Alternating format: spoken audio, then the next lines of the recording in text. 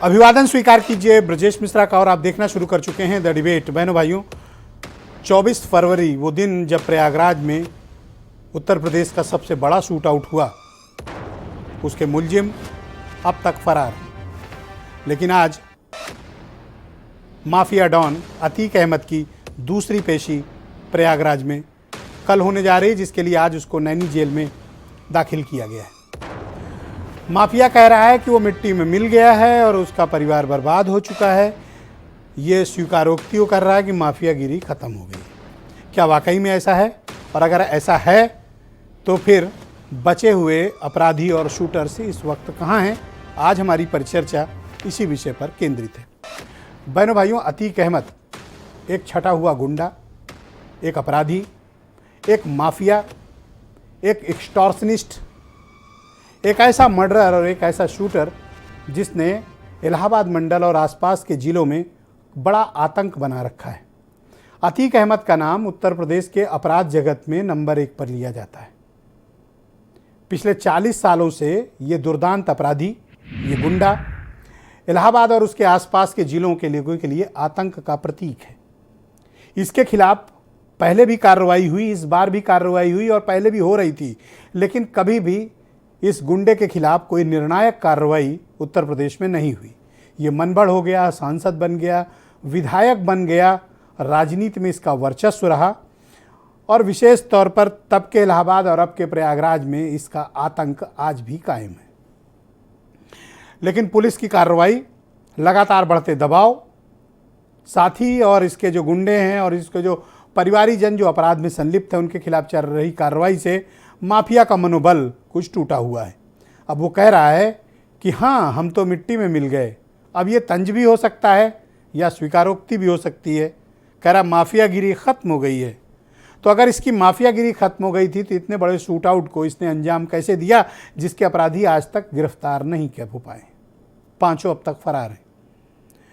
इस माफिया का परिवार भी कुछ जेल में है और कुछ फरारी काट रहे हैं। इसकी पत्नी और इसका बेटा जो दुर्दांत शूट आउट में सम्मिलित था, वो अब तक पकड़े नहीं गए हैं। लेकिन बहनों भाइयों, ये अतीक अहमद उत्तर प्रदेश की राजनीति के लिए एक ऐसा नासूर है, एक ऐसा काला अध्याय है जिसने उत्तर प्रदेश में राजनीति के अपराधीकरण को बढ़ावा देने वाले जो चंद नाम हैं उसमें एक नाम अतीक अहमद का भी है। अतीक अहमद उत्तर प्रदेश में अपराध की कोख से भले जन्मा, लेकिन इसको ताकत उत्तर प्रदेश की पॉलिटिक्स से मिली है। यूपी की पॉलिटिक्स ने बहुत से गुंडों को, अपराधियों को, बलात्कारियों को, डकैतों तक को संरक्षण दिया है। अतीक अहमद भी उन्हीं में से एक डकैत, गुंडा, अपराधी और माफिया है। अब जब इसके ऊपर कार्रवाई हो रही है तो ये गुंडा बिलबिला रहा है। अब कह रहा है हम तो रगड़े जा रहे हैं। ये वो अपराधी है जिसने न जाने कितनी हत्याएं कराई हैं, कितनों के घर बर्बाद किए हैं, कितनों की ज़मीनें कब्जाई हैं और किन किन इलाकों में इसने लोगों के होटल, घर, बंगले क्या नहीं कब्जाएं। इलाहाबाद और उसके आसपास जो बड़े टेंडर होते थे उसमें भी अतीक अहमद का हिस्सा था। ये खौफ और आतंक का नाम है। अब उम्मीद है कि इसको उत्तर प्रदेश की पुलिस इसके आपराधिक साम्राज्य को नेस्तो नाबूद करेगी। ये तो हुई चल रही प्रेजेंट कार्रवाई, लेकिन एक बात है जो बड़ा परेशान करती है और जो चिंता में डालती है, जिसका जवाब अब तक उत्तर प्रदेश की पुलिस नहीं दे पाई है। यूपी में 2 डीजीपी बदल गए। 24 फरवरी को जब ये शूट आउट हुआ, उमेश पाल और 2 पुलिसकर्मी मारे गए। जो 5 शूटर्स इस घटना में इन्वॉल्व थे वो आज तक फरार हैं। उनके खिलाफ 1-2 नहीं, 5-5 लाख के इनाम हैं, लेकिन उत्तर प्रदेश की पुलिस उनकी धूल भी नहीं पकड़ पाई। इन 5 अपराधियों को जो इस शूट आउट में सम्मिलित हैं, उन्हें धरती खा गई या फिर आसमान निकल गया। यूपी पुलिस उन तक क्यों नहीं पहुंच पा रही? एक गंभीर प्रश्न चिन्ह है। जो माफिया कह रहा है कि माफियागिरी खत्म हो गई है, उसने प्रदेश का सबसे बड़ा शूट आउट अरेंज किया और शूट आउट जितना बड़ा अरेंज किया उतना ही बड़ा फरारी का इंतजाम भी अरेंज कर रखा है कि आज तक भनक नहीं लगी कि वो 5 हैं कहाँ, पुलिस के हत्थे नहीं आए। ये गंभीर बात है और इसका जवाब उत्तर प्रदेश की पुलिस को देना चाहिए। तीसरा विषय, यूपी पुलिस के और विशेष तौर पर प्रयागराज कमिश्नरेट के किसी भी अधिकारी के खिलाफ अब तक कोई कार्रवाई नहीं की गई। जेल विभाग के 10 अफसरों पर एक्शन हुआ, पर प्रयागराज कमिश्नरेट के एक भी अधिकारी के खिलाफ कोई कार्रवाई नहीं हुई, जिनके गंभीर लापरवाहियों के चलते इतनी बड़ी घटना को अंजाम दिया गया। मूल प्रश्न इस बात का है कि अतीक अहमद की स्वीकारोक्ति के बाद कि हाँ मैं मिट्टी में मिल गया हूँ, क्या वो बचने की कोशिश कर रहा है, क्या वो तंज कस रहा है, या फिर वो वाकई में कमज़ोर पड़ गया है? क्या ये सही वक्त है कि कमज़ोर अतीक पर पुलिस को और उसके आर्थिक साम्राज्य पर बहुत कठोर प्रहार करने की आवश्यकता है? क्या ऐसा होगा? हमारी परिचर्चा का मुख्य केंद्र बिंदु यही सब पॉइंट्स हैं जिन पर हम चर्चा कर रहे हैं आज। मेरे साथ दो फॉर्मर डीजीपी इस वक्त इस चर्चा में मौजूद हैं।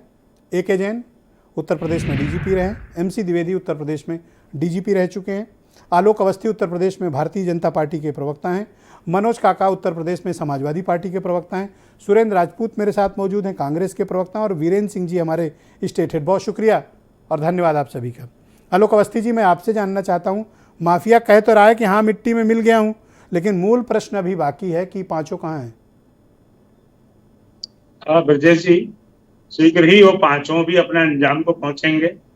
पुलिस को मैं बधाई दूंगा कि उन्होंने पहले दिन से ही इन अपराधियों को चिन्हित किया, इनके फोटोग्राफ जारी किए और इनके सबके ऊपर 5-5 लाख रुपए का इनाम घोषित है। पुलिस की लगातार टीमें दबिश डाल करके इनको पकड़ रही। लेकिन सबसे बड़ी बात, जो परसेप्शन, जो वातावरण पुलिस ने और योगी आदित्यनाथ जी की सरकार ने प्रस्तुत किया है, वह काबिल तारीफ। जो पुख्ता ये जो है अतीक अहमद मूछे ऐंठ करके रंगबाजी करता था, आज मूछे नीची करके जेल के अंदर भैंसों को धोने का काम कर रहा है और झाड़ू लगाने का काम कर रहा है।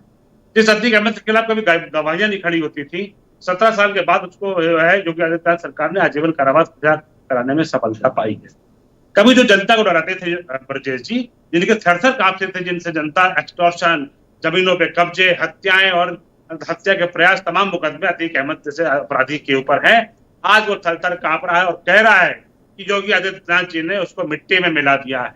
यानी कि सरकार अपना जल्लो जलाल से काम कर रही है और ऐसे अपराधियों के मन में भय बैठना चाहिए। मैं इतना और कहना चाहूंगा ब्रजेश जी, यह एक बड़ी विडंबना है कि यहाँ पर सरकारें जब बदलती थी, इसके पहले जो समाजवादी पार्टी की सरकार थी, अतीक अहमद के कुत्ते से हाथ मिलाने लोग उनके घर पर जाते थे, कुत्ते से हाथ मिलाने। आज उस अतीक अहमद की और उसके गैंग की हालत कुत्ते से बदतर योगी आदित्यनाथ जी ने कर दी है। यह इस प्रदेश की उपलब्धि है। हम निश्चित रूप से अतीक अहमद के गैंग को नेस्तनाबूद कर रहे हैं। साथ ही साथ हम जो है उत्तर प्रदेश के सभी बड़े माफियाओं को, जो बड़े अपराधी हैं, उनके खिलाफ निर्णायक कार्रवाई कर रहे हैं आज उत्तर प्रदेश। इसीलिए जो है भय और आपने कहा कि वो पहले मूंछ ऐंठ के घूमता था, अब तो उत्तर प्रदेश पुलिस की कस्टडी में है, उसका मोछा उखाड़ लीजिए, अब क्या दिक्कत है? ना, उसका बहुत कुछ उखाड़ लिया गया है ब्रजेश जी। आपके माध्यम से, जनता के माध्यम से, मीडिया के माध्यम से बहुत सारी बातें जनता के बीच में गई है। कैसे उसकी हजारों करोड़ रुपए की संपत्ति को जब्त किया गया है, अवैध रूप से बनाई गई संपत्ति को ध्वस्त कर दिया गया है, बुलडोजर चला दिया गया है, उसके पूरे गैंग को छिन्न-भिन्न कर दिया गया है। एक समय पर इस आदमी के ऊपर 220 मुकदमे होते थे ब्रजेश जी, और एक बड़ा मतलब जो दुखदाई पक्ष है, इसके खिलाफ गवाह नहीं खड़े हो पाते थे, 120 मुकदमे बिना गवाही के छूट गए इसके। अब जो मुकदमे चल रहे हैं, लगातार गवाहियां चल रही हैं, सब ये उम्मीद कर रहे हैं कि उत्तर प्रदेश की पुलिस कुछ निर्णायक एक्शन लेगी इस गुंडे के खिलाफ, लेकिन अभी तक वो निर्णायक कदम उठाया नहीं गया। ब्रजेश जी, अब आप कैसे निर्णायक कदम की अपेक्षा करते हैं? ये जो जेल के अंदर है, हमारा निर्णायक कदम यही है कि हम अभियोजन पक्ष को मजबूत करके उसको सजा दिलाने का काम कर रहे हैं, और जो इसके गैंग के मेंबर बाहर है, वो कुत्ते से भागते फिर रहे हैं, पुलिस उसका पीछा कर रही है। इनके घर वाले जो है, जो अपराध सम्मिलित होते थे, आज वो भी सब जो है अपराध में सम्मिलित, उनको चिन्हित किया गया, वो सब भागे फिर रहे हैं। आप पुलिस से और क्या अपेक्षा करते हैं? हम पुलिस से वही अपेक्षा करते हैं जो बाकी मामलों में हुआ। कई जगह गाड़ी उड़ी पलटी थी, इसकी न पलटेगी? नहीं ब्रजेश जी, वो सहयोग थे, कभी हो गए, उसको प्रयोग मत बनिए। सीधी सी बात यह है, हमारा सबसे बड़ा मतलब आप कानूनी दायरे में अतीक अहमद को सजा दिलाएंगे, ये कहना चाहते हैं? निश्चित रूप से उसको सजा दिलाएंगे और हमारी पूरी कोशिश रहेगी कि उसको फांसी सजा दिलाएंगे। बहुत शुक्रिया आपका, बहुत धन्यवाद। हमारे साथ बने रहिएगा। फार्मर डीजीपी MC द्विवेदी मेरे साथ इस वक्त मौजूद हैं। द्विवेदी जी, बहुत शुक्रिया आपका, धन्यवाद हमारे साथ जुड़ने के लिए। तो आप तो उस रेंज में काफ़ी रहे भी हैं, तब के इलाहाबाद, अब के प्रयागराज। कौन है ये गुंडा और क्या इसकी ताकत है? मैं इलाहाबाद नहीं रहा हूँ, न उस रेंज में रहा हूँ, लेकिन ये अवश्य है कि पूरा प्रदेश जानता है। जो बड़े बड़े गुंडे हैं उनको पूरा प्रदेश जानता है, उनमें से एक अतीक अहमद है। और जैसा आपने देखा कि 103 मुकदमे उसके खिलाफ रजिस्टर्ड है, तो किसी केस में सज़ा नहीं होने पाई है। इसका कारण वही है कि जो अभी हुआ, जो हत्याकांड हुआ, गवाह को मार दिया गया। इसी तरह की कार्रवाइयाँ डराने धमकाने की करता था सबके खिलाफ, जो भी एक माफिया कर सकता है सभी करता था। तो बड़ा गुंडा है प्रदेश का जी, वह बड़ा माफिया है। अगर उसको दबाने की अब प्रशासन सक्षम हो रहा है उसको रास्ते पर लाने के लिए, तो शासन और प्रशासन दोनों ही इसके सर लिए एक बधाई बात की है जो मैं नहीं समझ पाया, आप भी अपने कार्यकाल चला चुके हैं उत्तर प्रदेश में, जितना बड़ा शूट आउट अंजाम दिया गया और जो शूटर्स इसमें सम्मिलित थे वो पांचों पर 5-5 लाख का इनाम है और अब तक उनकी कोई भनक नहीं लगी। ये 24 तारीख की घटना है सर, फरवरी माह की, और हम अप्रैल में डिबेट कर रहे हैं, मिड अप्रैल में, और अब तक उन पांचों का अता पता नहीं है। देखिए, किसी अपराधी का छिप जाना बहुत ऐसा कठिन काम नहीं होता। पूरा नेपाल बॉर्डर खुला हुआ है, वहीं भाग जाते हैं लोग। तो और दूसरे ये है कि ऐसे अपराधियों के बहुत ज़्यादा शरण स्थल भी होते हैं। तमाम लोग हो सकता है देश में ही यहीं पर शरण दे रहे हो। तो लेकिन इससे अगर पुलिस लगी रहेगी और मनोबल पुलिस का और गवाहों का ऊंचा रहेगा तो सज़ा मिलेगी। सज़ा ही उसकी एक प्रक्रिया है, न्यायिक प्रक्रिया है। तो कोई कुछ दिनों या महीनों में न पकड़ जाने से कोई आदमी से कोई बहुत इतना बड़ा अंतर नहीं पड़ता है जी। पकड़े जाएंगे वो भी, और उसका पुलिस प्रयत्न भी कर रही है। इससे कोई बाद में सज़ा मिलने में कोई तो अंतर नहीं पड़ता, बल्कि सज़ा ज़्यादा ही मिल सकती है इस बात से कि आदमी भागा हुआ है। इससे इंडिकेट होता है कि वो अपराधी है। अगर अपराधी ना होता तो शायद नहीं भागता। जी, थैंक यू सर, आप हमारे साथ बने रहिएगा सर, डिबेट को आगे बढ़ाते हैं। मेरे साथ AK जैन, अरविंद कुमार जैन इस वक्त मौजूद हैं, उत्तर प्रदेश में DGP रह चुके हैं। जैन साहब शुक्रिया आपका। आज ये अपराधी कह रहा है, ये गुंडा, कि हाँ मैं मिट्टी में मिल गया हूँ और मुझे अब रगड़ा जा रहा है, मेरे परिवार और बच्चों को ना परेशान किया जाए। इस स्टेटमेंट का आकलन एज ए पुलिस अधिकारी आप किस तरह से करते हैं कि क्या उसका मनोबल टूटा है या फिर उसका अपराधी परिवार सरेंडर करेगा? नहीं, मनोबल अवश्य टूटा है। इस प्रकार की जो कार्रवाइयां लगातार पिछले कई महीनों से चल रही थी इसके खिलाफ, फिर भी इसने हिमाकत की और इस प्रकार की घटना को अंजाम दिया जिसकी उम्मीद नहीं थी। ये एक प्रयागराज पुलिस की चूक रही कि वो ये मान बैठे कि ये माफिया बिल्कुल बैकफुट पे आ चुका है। इसने बड़ी घटना को अंजाम दिया जिसमें 2 गनर मारे गए और एक अधिवक्ता की हत्या हुई, वो एक गवाह भी था। तो वो घटना जो है वो चैलेंज के रूप में उत्तर प्रदेश पुलिस ने और सरकार ने लिया है और इसका मनोबल अवश्य टूटा है, ऐसा नहीं है। उसके चेहरे मोहरे से पता चलता है। किसी समय प्रयागराज में इसकी तूती बोलती थी। आपने देखा वकीलों ने किस तरह इसकी हूटिंग करी हाई कोर्ट के अंदर, और उन्होंने इसकी सजा को सेलिब्रेट किया। एक पहले जब घुसता था ये कोर्ट्स में तो बिल्कुल सन्नाटा छा जाता था। तो अब वकील भी आ रहे हैं, गवाही करा रहे हैं, गवाह भी प्रस्तुत हो रहे हैं, जजेस अपने को रेक्यूज नहीं कर रहे हैं, जजेस भी जजमेंट दे रहे हैं। उनको बहुत अच्छा किया प्रदेश सरकार ने। ये इतना छटा हुआ गुंडा है बल्कि कि जिसकी तरफ घूर के देख लेता था इलाहाबाद में, अब के प्रयागराज में, वो बेहोश हो जाता था। नहीं, वो ठीक कह रहे हैं। मैं खुद इलाहाबाद यूनिवर्सिटी का स्टूडेंट रहा हूँ, मैंने इसके बहुत किस्से सुने। हालांकि मेरी कोई पोस्टिंग प्रयागराज जोन में नहीं रही, पर यह है कि इसका एक आतंक था, न सिर्फ प्रयागराज में था, पूरे उत्तर प्रदेश में था। और ये जो कार्रवाइयाँ हो रही हैं, कुछ मनोबल टूटा है, पर इसके ऊपर बहुत ज़्यादा विश्वास करना ठीक नहीं है। पूरा परिवार का सिंडिकेट है, पूरा परिवार क्राइम में लिप्त है। बहन है, बहनोई है, उसकी लड़कियां हैं, भाई है, खुद का परिवार है, सब सम्मिलित हैं इस क्राइम सिंडिकेट में। एक फैमिली की तरह से, जैसे वो सिसिलियन फैमिली जो है इटली में माफियासो जो होता था, हाँ, वो जो गॉडफादर वाली फैमिली टाइप है ये लोग। जी हाँ, गॉडफादर वाली फैमिली का है। तो उसी तरीके से पूरा एक परिवार इसमें लिप्त है और इसको अभी समय लगेगा। तो अभी ये जिस तरह की स्टेटमेंट दे रहा है, थोड़ी सिंपैथी क्रिएट कर रहा है, थोड़ा अपना मनोबल टूटा दिखा रहा है, ये इसकी नौटंकी भी हो सकती है। ये नौटंकी क्या है? ये कोई किसी को सिंपैथी नहीं है उससे, वो कुछ भी कह ले। कोई मुस्लिम कम्युनिटी में भी उसके प्रति कोई सिंपैथी नहीं सर, कुछ नहीं सर, ये तो गुंडा है, गुंडा ही रहेगा, अपराधी है ये। इसने मुस्लिम कम्युनिटी के भी लोगों को बहुत वहां पे प्रताड़ित किया है। मेरी जानकारी में अभी आपने देखा ही एक साबिर नाम के व्यक्ति ने जो है बहादुरी करके 2019 की एक घटना को दर्ज कराया है। तो ये तो गुंडा है, शुद्ध रूप से वसूली करने वाला है, चौथ वसूलने वाला है। इसके लिए हिंदू मुस्लिम का कोई वो नहीं है। तो इसको सेलिब्रेट किया जा रहा है और अभी तो महीनों इस पे कार्रवाई होगी और कार्रवाई लगातार। पर ये चैलेंज तो कायम है ना कि वो पांचों की हवा नहीं मिली है, लगी अभी तक पुलिस। वो ये एक बड़ा चैलेंज है पर हाँ देखिए है क्या, मेरा जो एक्सपीरियंस है सर्विस का, जब कोई बहुत जबरदस्त दबाव बनता है पुलिस का तो अपराधी 1 मिनट भी रुकता नहीं है अपराध करने के बाद में। Exactly. और ये जब तक ठीक से वर्कआउट हुआ और पता चला कि इसमें गुलाम है और इसमें मुस्लिम है और फलाना नाम है, सामने आ गया वो तब तक जो है ये लोग सब मेरे ख्याल से स्टेट को पार कर चुके थे या ऐसे अड्डों पे पहुंच चुके थे जिनकी जानकारियां पुलिस को नहीं थी। ये शातिर किस्म के अपराधी हैं, इनको सब ब्रीफिंग थी कि आप आईफोन का इस्तेमाल करिए, सिम कार्ड बदल दीजिए, लोकेशन बदलते रहिए। तो इस वजह से थोड़ी दिक्कत हो रही है। पर आप ये देखिए कि आज की तारीख में प्रयागराज में कोई इनको पनाह देने वाला नहीं है। सभी पनाहगारों के खिलाफ कार्रवाइयां हो रही हैं, वकीलों के खिलाफ कार्रवाइयां हो रही हैं। आज तो मैंने देखा कि वो संजीव अग्रवाल वहाँ का बिल्डर है प्रयागराज का, उस पर भी ईडी के छापे हैं।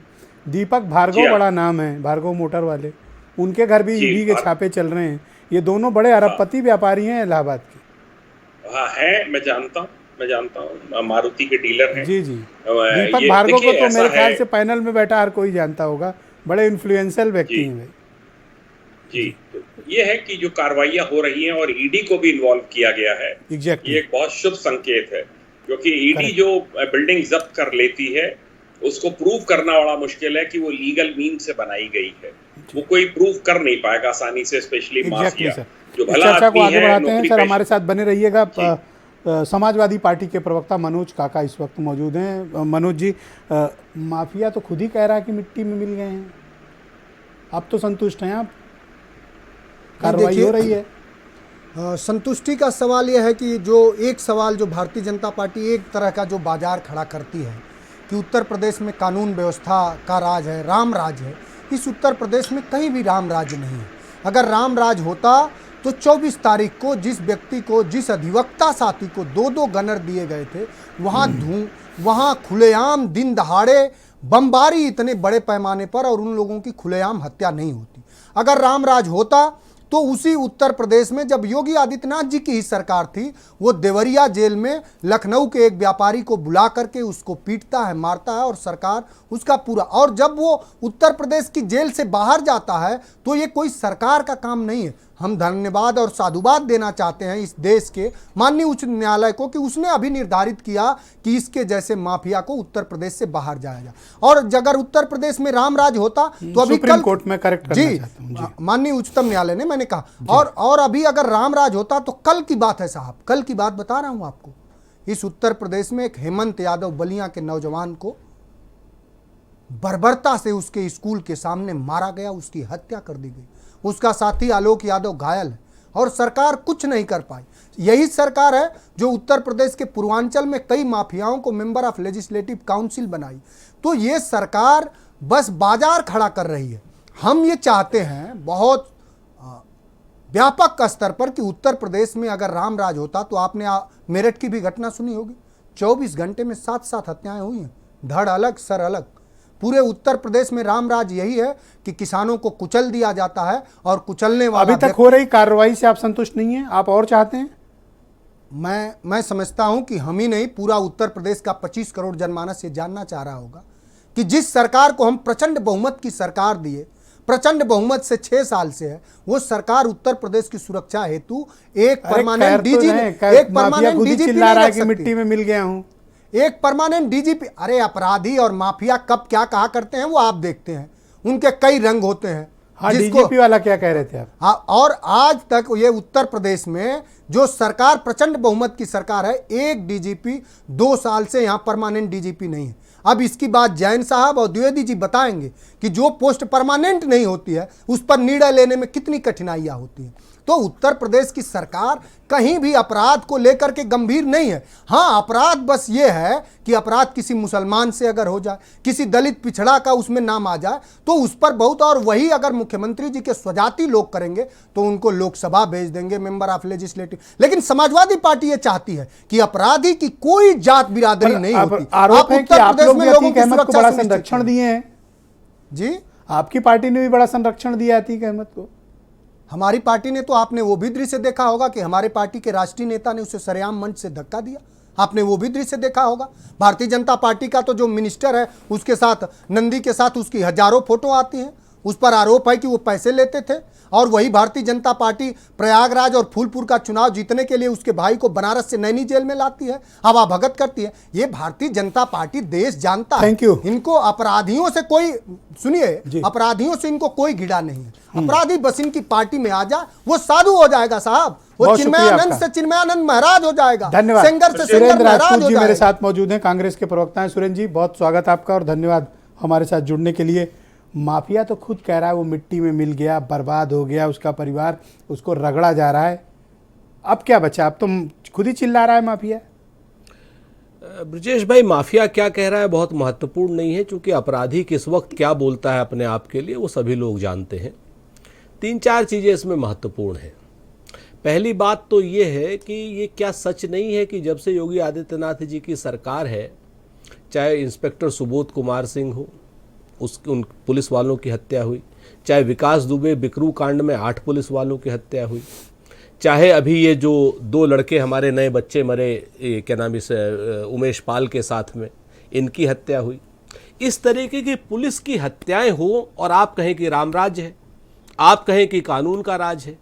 जब पुलिस वालों के ऊपर ही अपराधी बेखौफ होकर के गोलियां चलाएंगे, आतंकित करेंगे, तो कहां से आप कानून जी उसी की पैंट गीली है आजकल, देख नहीं रहे कैसे कैसे बयान दे रहा है। उसकी पैंट गीली है, पीली है, आप कर लो साहब, आपके मित्र चैनल गोदी मीडिया वाले कर लें, किस किस की कर लें कि वो ऐसा हो गया, वो खौफ से थर थर कांप रहा था, उससे भर भर कांप रहा था। ये तो सारी चीजें ब्रजेश भाई अपनी जगह पर है, लेकिन आप जरा से एक बात तो बता दो, जिस दिन से हत्या हुई है उमेश पाल की और 2 पुलिस, मैं उमेश पाल की हत्या से ज्यादा बड़ी बात मानता हूं 2 पुलिस वालों को जो मारा गया है, क्योंकि पुलिस के ऊपर हथियार उठाना ये छोटी घटना नहीं होती। पुलिस के ऊपर वो 5 जो शूटर हैं वो कहां हैं, आज तक पकड़े क्यों नहीं गए?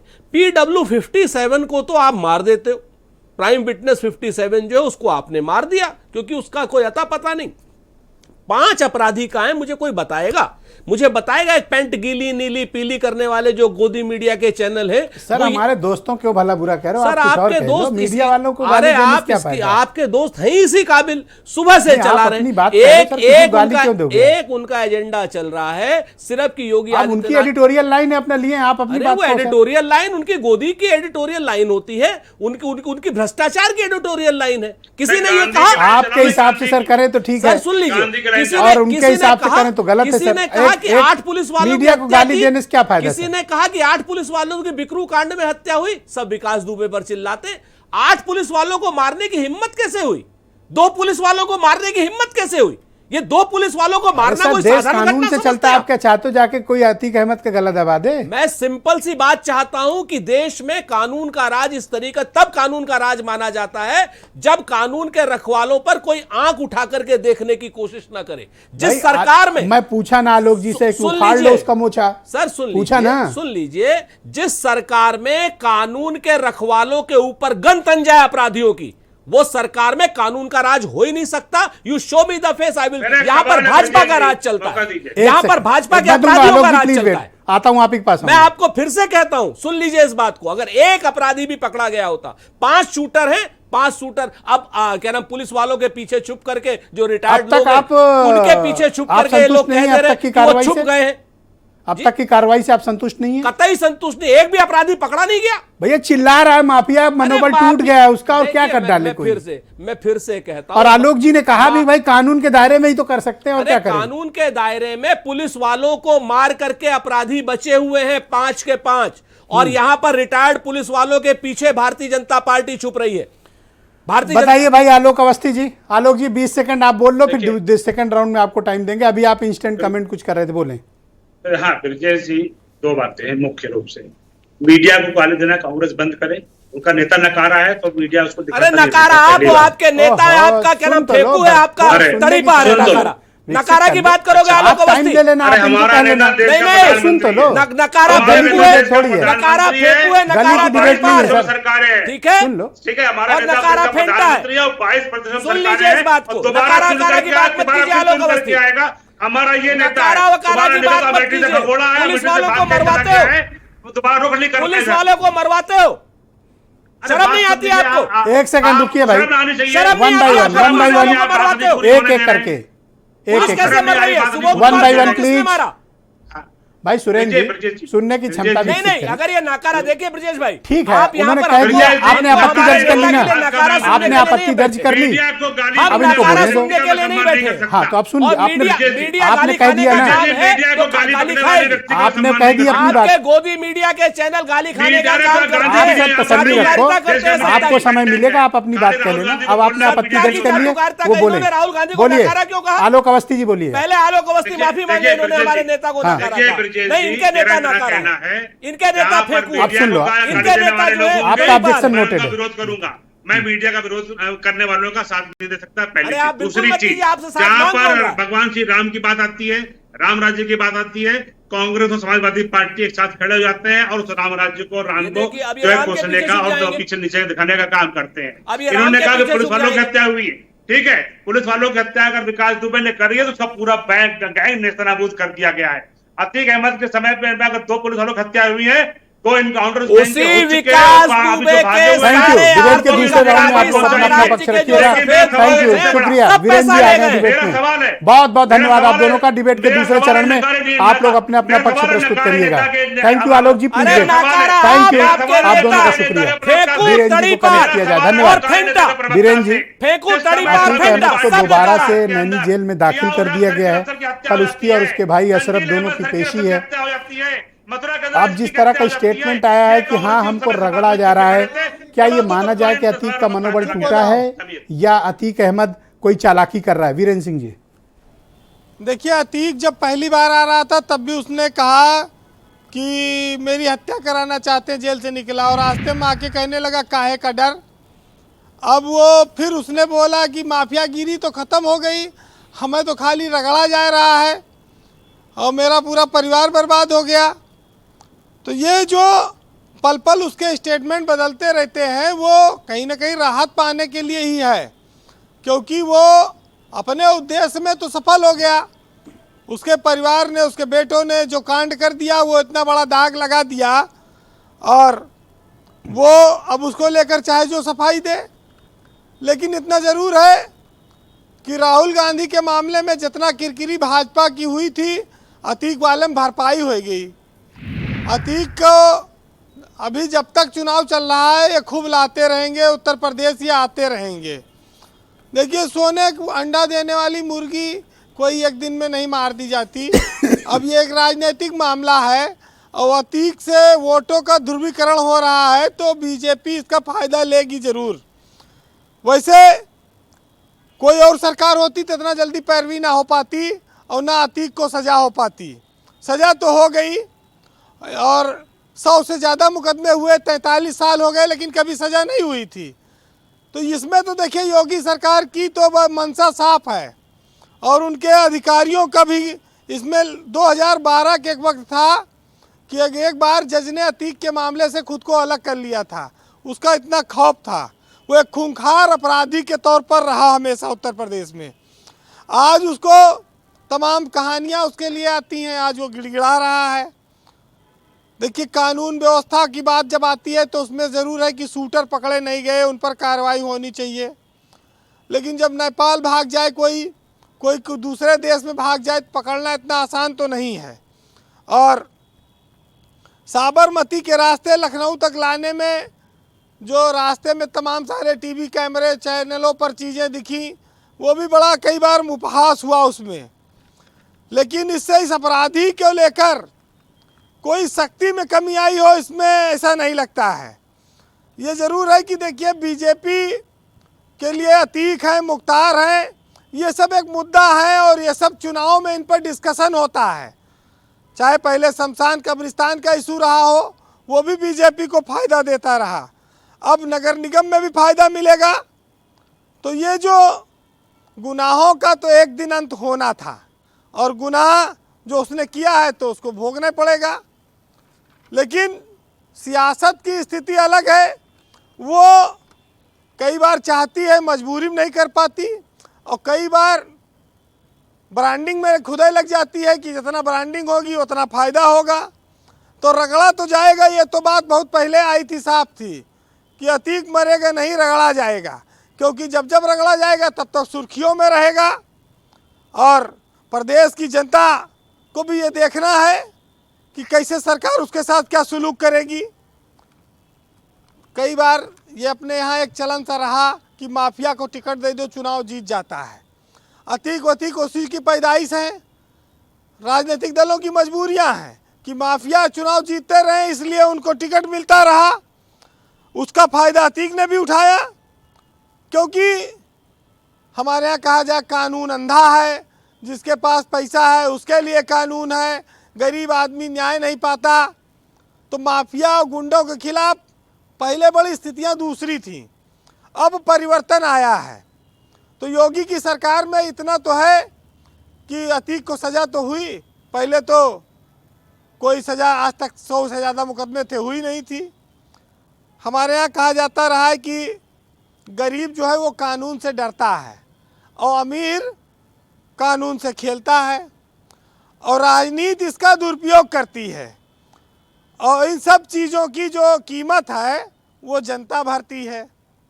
तो ये बात रही है, ऐसे गुंडे तभी पन पे यहाँ तक पहुँचे हैं। लेकिन ये हमेशा नहीं रहेगा। अदालती कार्रवाइयों का फ़ायदा उठाकर लंबे समय तक बचते रहे, गवाह नहीं मिलते रहे। लेकिन अब न्याय ने कहा भाई अब सब सरकार है, तो उसने कहा दूध का दूध पानी का पानी करेंगे। कागजी चीज़ों में उलझा के लंबे समय तक नहीं रखा जा सकता। देखिए हरिओम पवार की एक रचना है, उन्होंने लिखा है जी कि जो अपराधी होता है उसको रामायण और गीता सुना के उससे नहीं निपटा जा सकता। उसको, अपराधी को तो सख्त भाषा में ही जवाब दिया जा सकता है। तो सुनिएगा कि भय बिन होय न प्रीत गुसाई, रामायण सिखलाती है, राम धनुष के बल पर ही तो सीता लंका से आती हैं। जब सिंहों की राजसभा में गीदड़ गाने लगते हैं, तब हाथी के मुंह के गन्ने चूहे भी खाने लगते हैं। तो इसलिए सख्ती जरूरी है। बहुत शुक्रिया आपका वीरेंद्र जी, बहुत बहुत धन्यवाद ग्राउंड जीरो से अपने इनपुट हमें उपलब्ध कराने के लिए, और जनता के बीच इस मामले को लेकर किस प्रकार से चर्चा है। बहन भाइयों, इस परिचर्चा को आगे बढ़ाते हैं। मेरे साथ उत्तर प्रदेश में भारतीय जनता पार्टी के प्रवक्ता आलोक अवस्थी इस वक्त मौजूद हैं। आलोक जी, आपसे जानना चाहते हैं कि ये मुद्दा बड़ा दिलचस्प है और बड़ा भी मुद्दा है, जिस पर सरकार को और उत्तर प्रदेश पुलिस को जवाब देना है कि वो पांचों अपराधी अब तक गिरफ्तार क्यों नहीं हुए हैं, और अतीक अहमद का केस निर्णायक डिसाइसिव स्थिति में अब तक क्यों नहीं पहुंचा है। ब्रजेश जी, अतीक अहमद का इतिहास 37 साल पुराना है। अपराधी 17 साल पुराने मुकदमे में उसको सजा दिलाने में सफल हुए। आज अतीक अहमद सजा याफ्ता कैदी है। उसको जेल में जो है भैंस धोने का काम दिया गया है, झाड़ू लगाने का काम दिया, जिसके आतंक से तूती बोलती थी। बड़े बड़े नेता उससे गले मिलने जाते थे। समाजवादी पार्टी के बड़े नेता कुत्ते से हाथ मिलाने जाते थे। मैंने साफ साफ कहना है। उसी तरह से एक समाजवादी पार्टी का पोषित पल्लवित दूसरा अपराधी था मुख्तार अंसारी, जिसको कांग्रेस 2 साल तक दामाद की तरह पंजाब की जेल में सेवा करते रहे। यूपी नहीं आया, यूपी नहीं आया। रुक जाइए, ये तसल्ली रखो, मैं समय दूंगा प्लीज। दूसरे में इंटरव्यू ना करो, मैं समय दूंगा। अगर समय ना हो तब फिर बात करना प्लीज। मनोज जी, सिर्फ आलोक जी बोलेंगे, ओनली आलोक जी। ब्रजेश जी, अगर मैं फैक्ट्स के खिलाफ एक शब्द भी बोलूं तुरंत टोक आप बोलिए, मैं बताऊंगा। कोई नहीं है, मैं फैक्ट्स बोल रहा हूँ। दूसरी बड़ी बात, मुख्तार अंसारी से बड़े माफिया मनोज जी रुक जाओ आप। हमारे सरकार के अंदर सजा दिलाने का मनोज जी काम, रुकिए, 2 केस सजा दिलाने का काम, 2 केस ऐसे में डिबेट नहीं ऐसे होती है। आप थोड़ा, कोई गली मोहल्ले डिबेट नहीं, प्लीज अपनी बारीक प्रतीक्षा करें। जो जवाब देना हो देना, उस पर कोई रोक टोक नहीं है। आलोक जी कंटिन्यू। जब फैक्ट सत्य होंगे तो दूसरा पक्ष चिल्ला कर ही दबाने का प्रयास करेगा। फैक्ट को से बात करना चाहिए। आप मुझे टोक दीजिएगा कि कहीं गलत बोल रहा हूँ। विजय मिश्रा जैसे बड़े अपराधी जो समाजवादी पार्टी के विधायक कई सब काफी अरसे तक रहे, उनको सजा दिलाने का काम भी सर, लेकिन एक सवाल है कि सभी माफियाओं पर एक जैसी कार्रवाई होगी तभी कानून का राज होगा। कुछ सिलेक्टेड माफियाओं पर कार्रवाई से प्रश्न चिन्ह खड़े होते हैं। ब्रजेश जी 10,780 बड़े क्रैकडाउन ऑपरेशन यूपी पुलिस ने किए हैं, जिसमें 172 अपराधी मारे 178 अपराधी मारे गए हैं और 4,900 अपराधी गोलियों से घायल होकर जेल में पड़े हैं और 23,000 अपराधी गिरफ्तार किए गए हैं। सर, पूर्वांचल के 6 ऐसे बड़े माफिया हैं जिन पर हाथ डालने से पुलिस परहेज कर रही है, तो कानून का राज तब आएगा जब हर माफिया पर एक जैसी कार्रवाई। पुलिस मनोज जी प्लीज नो, उनको बोलने दीजिए, ये मेरे उनके बीच का संवाद है। आप प्लीज वेट, अपने नाम ले लेना। हाँ, आलोक जी कंटिन्यू। 10,780 क्रैकडाउन ऑपरेशन छोटे मोटे नहीं होते हैं। समाजवादी पार्टी में तो 100 क्रैकडाउन ऑपरेशन भी समाजवादी पार्टी नहीं कर पाई थी, कांग्रेस की तो खैर मैं बात ही नहीं करता हूं। दूसरी बात मैं ये कहना चाहूंगा ब्रजेश जी, आज अगर हमने कानून का राज स्थापित नहीं होता तो जनता ने हमको दोबारा चुन करके क्यों भेजा? सर, ऐसी बात नहीं है। ए.के. जैन साहब समाजवादी पार्टी के कार्यकाल में ही डीजीपी रहे और इन्होंने बड़े बड़े ऑपरेशन अंजाम दिए हैं, अभी खुद बताएंगे सर। बोलिए आलोक जी। हाँ जरूर, अगर वो प्रकाश डालेंगे मुझे खुशी होगी, लेकिन परसेप्शन में बता रहा हूं आपको कि समाजवादी पार्टी का अपराधियों के पीछे हाथ रहता था। अब हमने तो विकास दुबे के पूरे गैंग को खत्म कर दिया जिन्होंने पुलिस वालों की हत्याएं की थी। लेकिन मैं पूछना चाहता हूं, समाजवादी पार्टी सरकार में 3 सर्किल अफसर्स की हत्या हो गई थी, जियाउल हक की हत्या हो गई थी गोंडा के अंदर, तंजील अहमद की हत्या हो गई थी बिजनौर के अंदर, और एक एसपी की हत्या हो गई थी मथुरा के अंदर। इसके अलावा 8 पुलिस कर्मचारी और मारे गए थे तमाम जगहों पे। एक कार्रवाई करके समाजवादी पार्टी ने दिखाया, बता दीजिए। हमने तो मौत के घाट उतारा और पूरे सब विकास दुबे के गैंग को पुलिस ने, हमारी पुलिस ने। पूछिए इनसे इन्होंने क्या कार्रवाई। Okay, A K. जैन साहब, आप तो सर डीजीपी रहे हैं उस दौरान जिसका जिक्र ये कर रहे हैं, क्या कोई ऑपरेशन उस वक्त नहीं हुए थे? देखिए, मैं पॉलिटिकल कमेंट्स नहीं करना चाहता। मेरी इच्छा यही है कि जो डिबेट का टॉपिक है, करेक्ट, इस तक हम सीमित रखें अपने को। और जो ऑपरेशन चल रहा है इस समय अतीक अहमद, देखिए हर सरकार का अपनी तरफ से प्रयास रहता है कि कानून व्यवस्था बनी रहे और लॉ एंड ऑर्डर मेंटेन रहे, सख्ती से मेंटेन रहे, अपराधी हावी ना होने पाए। ये हर सरकार का रहता है। मैं भी 2015 में डीजीपी था। मेरा भी मकसद यही था उस समय कि जो ज़्यादा से ज़्यादा न्याय लोगों को दे सके वो दिया जाए। नहीं, मुझे तो याद है कि आप पीड़ितों को स्वयं एज डीजीपी टेलीफोन भी किया करते थे, मुझे बहुत अच्छे से याद है।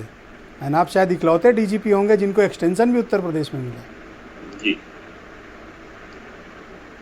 पर ये ज़रूर है कि जो एक्शन चल रहा है इस समय माफियाज के अगेंस्ट प्रदेश में, उसका असर है अपराधियों के ऊपर, संगठित अपराध के ऊपर। ये कई सालों के बाद ये इस प्रकार का जघन्य अपराध प्रयागराज में घटित हुआ है और इस पर एक्शन ले रही है पुलिस और सख्ती से एक्शन। सर, ये माफियागिरी तभी खत्म होगी सर जब सभी माफियाओं पर सभी मतलब सभी एक समान कार्रवाई हो, कानून का राज तो तभी स्थापित होगा सर। ठीक कह रहे हैं। Exactly sir. मनोज काका मेरे साथ मौजूद हैं, समाजवादी पार्टी के प्रवक्ता हैं। आप बोलिए मनोज जी, आपको क्या आपत्ति थी? अब आपकी बारी है, अब आप बोलिए। देखिए, संयम और सब्र सब रखें, मैं सबका पर्याप्त समय है, अपनी बारी में रखें, आपस में लड़ने कोई फायदा। संयम, सब्र और भाषा की मर्यादा हम समाजवादियों का चरित्र है। लेकिन इनसे पूछिए, जो वाजिब सवाल आपने पूछा कि 24 तारीख की हत्या हुई, आज कौन सी डेट है? 5 शूटर कहाँ हैं? कहाँ है भारतीय जनता पार्टी का? वो 5 शूटर इसलिए नहीं पकड़े गए, कल हो सकता है कि वो भारतीय जनता पार्टी ज्वाइन कर ले, वो साधु हो जाएंगे, तुरंत वो साधु हो जाएंगे, बड़े टिकट पा सकते हैं भारतीय जनता पार्टी में। इनके यहाँ चिन्मयानंद इनका चरित्र है, इनका चरित्र आसाराम है, इनका चरित्र राम रहीम है, जिसने देश में एक पत्रकार की और एक पत्रकार की हत्या की और कई बेटियों की असमत लूटा और दोषी है। देश की अदालतों ने उसको आजीवन कारावास का दोषी माना। उसके यहाँ भारतीय जनता पार्टी का नेता जाते हैं और लेटते हैं। उसके यहाँ उसके गाय को, उसके घोड़ा को, उसके गधे को, उसके कुत्ते को, सबको अपना भगवान मानते हैं और उससे जीत का आशीर्वाद लेके आते हैं। ये वही भारतीय जनता पार्टी है। इनको आप बिल्कुल बोलिएगा, अपनी बारी में बोलिएगा, मैं टाइम दूंगा आपको, टाइम दूंगा। प्लीज वेट, आप अपनी बारी में बोलिएगा। इनकी हर बात पर आप एतराज करना, पर अपनी बारी में। नौजवान की जिसके पिताजी, अरे सुन लो, जिसके पिताजी इस देश की सेवा करते हैं, उसके बेटे की हत्या कर दिया आपने, चंदौली में एक बेटी की हत्या कर दिया, आकाश गुजर का फर्जी इनकाउंटर कर दिया, पुष्पेंद्र को फर्जी मार दिया, जितेंद्र को फर्जी मार दिया। पूरे उत्तर प्रदेश में दलितों पिछड़ों को कैसे कत्लेआम किया जाए, ये पूरा उत्तर प्रदेश देख रहा है। और भारतीय जनता पार्टी कहीं अपराधी अगर भारतीय जनता पार्टी ज्वाइन कर ले, आलोक जैसे लोग माला पहनाएंगे, आलोक जैसे लोग क्या इनके शीर्षस्थ नेता माला पहनाएंगे, ये माला पहनाएंगे, माला पहनाएंगे। क्यों जाते हो राम रहीम का आशीर्वाद लेने, क्यों जाते हो राम रहीम का आशीर्वाद लेने, क्यों जाते हो, क्यों लेने जाते हो राम रहीम का आशीर्वाद लेने? किस कुत्ते को तुमने देख लिया था समाजवादी पार्टी के साथ? ये भारतीय जनता पार्टी के आईटी सेल के द्वारा चलाए गए फोटो पर, आईटी सेल के चलाए गए फोटो पर बयान दोगे? आईटी सेल पर अरे वो तो कह रहे हैं कि आप हिंदू विरोधी हो। आईटी सेल जो फोटो चला भाई मनोज जी, उसी को आप लोग आपको तो हिंदू विरोधी कह रहे हैं आलोक अवस्थी। अरे आलोक आप कह रहे हैं कि आप हिंदू विरोधी हो। आलोक अवस्थी से बड़ा हिंदू हम पूछिए, क्या तो गीता का श्लोक आता है, क्या रामायण आता है, पूछिए, अभी पढ़ू कोई आएगा? 4 रामायण के दोहे सुनाओ। गीता में एक श्लोक है, सुनो, गीता में एक श्लोक है कि नहीं ज्ञानेन सदृश पवित्र विद्यते, ज्ञान के समान कुछ भी पवित्र करने वाला नहीं होता, वो तुम्हें नहीं आता। अरे यार, आप किसी के नहीं हो। हाँ, एक मिनट सुनिए तो आप चुप हो तो मैं उनसे पूछूं ना। हाँ बताओ भाई, ऐसा क्यों बोले आप? भारतीय जनता पार्टी मानवता की दुश्मन है, नौजवानों की दुश्मन है, किसानों की, माताओं की, बहनों की। मेरठ में 24 घंटे में 7-7 खुद को बड़ा हिंदू साबित करोगे। कुछ आपने बोला, दो श्लोक रट के आ गए तो आप खुद को बड़ा हिंदू साबित करोगे। नहीं, ये हमको हिंदू का सर्टिफिकेट देंगे, हिंदू का सर्टिफिकेट देंगे ये लोग, हिंदू का सर्टिफिकेट देंगे, जो लोग मानवता के हिंदू का सर्टिफिकेट देंगे। हाँ देंगे। किसी करे कैसे दे देंगे, क्या बात कर रहे हैं आप, कैसे देंगे? ये देंगे हमको हिंदू का सर्टिफिकेट। जो दलितों पिछड़ों को कहते हैं डीएनए खराब है, जो दलितों पिछड़ों कहते हैं डीएनए खराब है, करवाऊंगा मैं। तुम भगवान, तुम यहाँ पे जो दलितों पिछड़ों को कहते हैं डीएनए खराब है, भगवान को जो कुत्ते बिल्ली तुलना कर रहे हो, तुमको तुम्हारे हैसियत दिखाएंगे, तुमको आप तुमको जेल में भिजवाएंगे, तुमको जो मर्जी वो कराना, ये धमकियां देना बंद करो, जो मर्जी वो कराना, जो मर्जी वो कराना, जो मर्जी वो कराना, धमकियां देना यार बंद करो, बंद करो। बहुत लोगों ने शहादतें दी है इस लोकतंत्र के लिए और देश के जनता के लिए। समाजवादी पार्टी हर शहादत देने को तैयार है। क्या बात कर रहे हो, क्या बात कर रहे हो, तुम्हारे पास क्या बात कर रहे हो? आप बताओगे हमें, आप हमें ठेकेदार बताओगे, आप हमें साबित करोगे? आप जैसे सतही लोग हमें साबित करेंगे कि हम हिंदू हैं, हिंदू कैसे हो बताओ ना। आप जैसे लोग साबित करेंगे, आप साबित करोगे, की तुलना कुत्ते बिल्ली से कर दी तुमने, आप साबित तो करोगे, शर्म नहीं आई तुमको? आप साबित तुम्हारे करोगे। माँ बाप ने यही सिखाया है तुमको, कुत्ते बिल्ली से तुलना करो। भगवान की जिस धर्म में तुम आते हो वहां पे भगवान को तुम कुत्ते बिल्ली के बराबर तोलोगे, तुम्हारे अवकाश कैसे होगा इस बात बोलने की? कर रहे हो, नहीं जाते हो राम रहीम का दर्शन करने, नहीं जाते हो राम रहीम का दर्शन करने, नहीं जाते हो। जनता मारेगी तुमको, मुद्दों पे बात करो, मुद्दों पे। जनता तुम्हें सिखाएगी, जनता सुधार देगी, जनता तुम्हें सिखाएगी सबक। परेशान न रहो, जनता तुम्हें सिखाएगी सबक। तुमने भगवान का अपमान किया है, जनता तुम्हें सिखाएगी। हम लोगों ने कभी भगवान का अपमान नहीं किया है, न भगवान का अपमान करते हैं, न भगवान का बाजारीकरण करते हैं। हम ये मानते हैं कि जो धर्म है वो बहुत व्यक्तिगत विषय है और धर्म थैंक यू, बहुत शुक्रिया।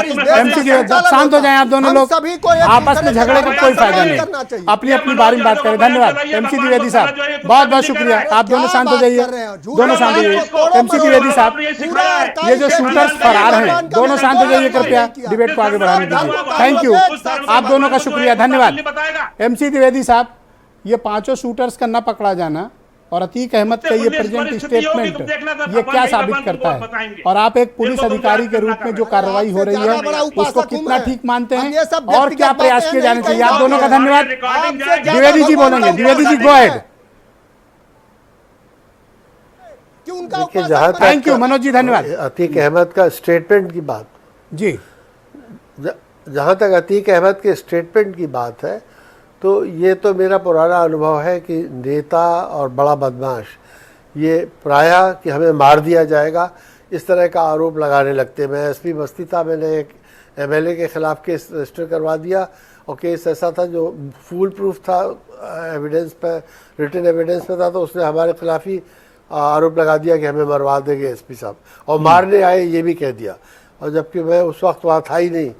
तो नेता और माफिया दोनों इस तरह के स्टेटमेंट देते हैं कि हमें मार दिया जाएगा, जिससे और क्या उनकी किया जाना सुरक्षा चाहिए रहती इस है। गुंडे के दूसरी खिलाफ जो अगर- ताकि दोबारा ये सिर उठाने की स्थिति में ना हो?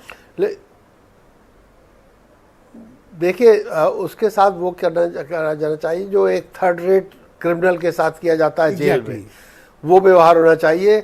जेल में रहे और जेल में जो कोई सुविधा उसे न मिलने पाए किसी भी तरह की, ये सुनिश्चित किया जाना चाहिए जेल के अधिकारियों के द्वारा, कि ऐसा ना हो कि जेल में रहते हुए भी हमारे पड़ोसी मुल्क बिहार में मुख्यमंत्री को जब जेल हुई तो उन्होंने पुलिस बेस को ही जेल डिक्लेयर कर दिया और उसमें 8 AC और लगा दिए गए। तो ऐसा ना हो कि वो वहाँ AC लगा दिए जाए इनके लिए भी, या जो आफ्ताब के साथ यहाँ हो रहा था वैसे सुविधाएं दी जाए। तो कड़े से कड़ा उनके साथ व्यवहार होना चाहिए सख्त रुख का। और दूसरा ये है कि जहाँ तक कुछ लोग जो भागे हुए हैं, ये कोई बहुत बड़ा मसला इतना नहीं है। कुछ दिन के लिए लोग भाग जाते हैं, पकड़े जाते हैं, सज़ा होती है और कुछ दिन हो गए। क्या आपको लगता है कि पर्याप्त दबाव बन चुका है इस अपराधी के साम्राज्य पर?